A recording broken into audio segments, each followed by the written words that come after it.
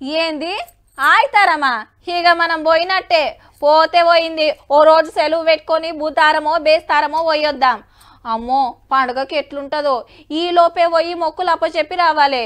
అరే మొన్న ఇంటి పక్కనోళ్ళు పోయొచ్చిండ్రు ఏనకెమ్మటి పోతే అయిపోవు మళ్ళీ ఎప్పుడు కుదురుతుందో ఇగో గిట్లనే అనుకుంటుండొచ్చును చాలా మంది తీర్వాటం చేసుకున్నట్టున్నారు ఇంటోళ్ళతోని చక్కగా ఈడికి లైన్ కడుతున్నారు యాదాద్రి నర్సన్న కొత్త రికార్డు కొట్టిండు 28 రోజులకే 3,15,00,000 ఆమ్దాన్ వచ్చింది గుడికి అంటే రోజుకో 10 లక్షలకు మీదనే గల్లెపెట్టెల పడ్డట్టు 10 తులాల బంగారం 4 కిలోల ఎండి బయట దేశాల డాలర్లు వచ్చినాయి నర్సన్నకు కొత్త గుడి కట్టిన కంచెల్లి గింత పైకమొచ్చుడు ఇదే మొదలు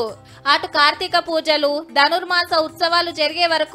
ఈ నెల రోజులు శీతం పోయొచ్చిండ్రు ఆయితరమైతే జాతర సాగింది హైదరాబాద్ తెలంగాణ చుట్టుముట్టు ఊర్లకెళ్ళొచ్చి నర్సన్న దర్శనం చేసుకున్నారు కొత్తగా గెలిచిన ఎమ్మెల్యేలు లీడర్లు పెద్ద భక్తులు లైన్లు కట్టిండ్రు ఇక కొత్తేడాది రోజు ఎట్లున్నదో చూస్తిమి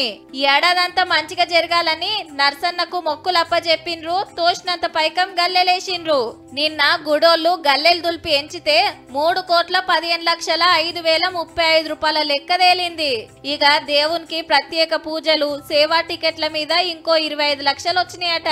ఆ అందాన్ని మంచిగుంది కాబట్టి వచ్చే భక్తులకు తిప్పలు కాకుండా ఇంకిన్ని సౌలతులు చేపిరి సార్లు